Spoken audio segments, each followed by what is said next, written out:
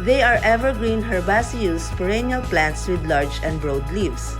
The flowers are produced in a spadix, surrounded by a long white, yellowish, or greenish spathe.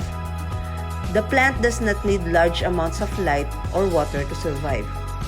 Peace lilies manage just fine in darker quarters of any room.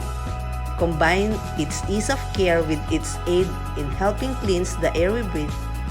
You can see why the peace lily is such a popular houseplant.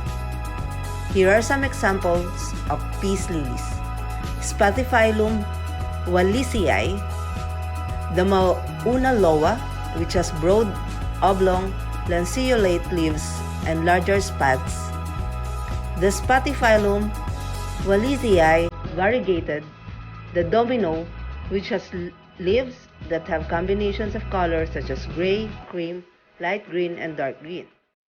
If you're looking for suggestions on how to care for a peace lily, Mommy Potter will teach you how. The lighting conditions to grow peace lilies.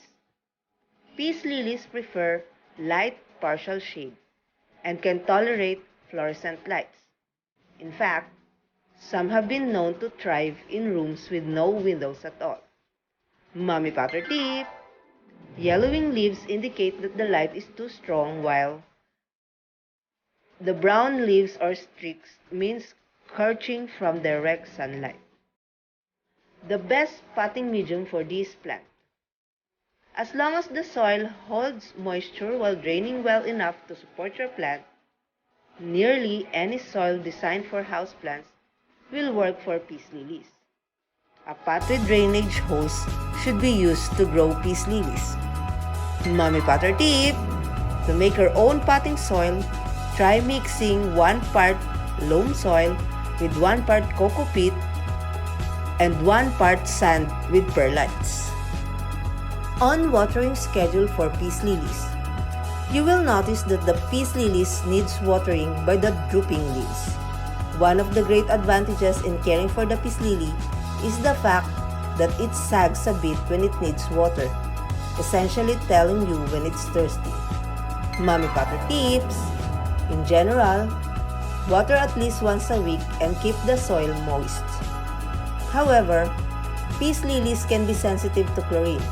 If you are using chlorinated water, fill your watering can with water and allow it to stand overnight before pouring it into the peace lily.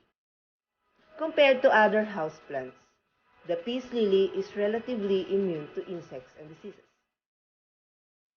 As with other houseplants, peace lilies can get spider mites, aphids, and mealybugs.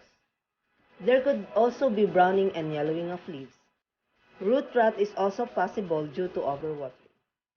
Mommy Potter tips. You can keep pests under control with regular wiping of the leaves. Also, avoid overwatering to prevent root rot. Now, you are ready to grow a peace lily in your home after these care tips. Enjoy the magic of planting!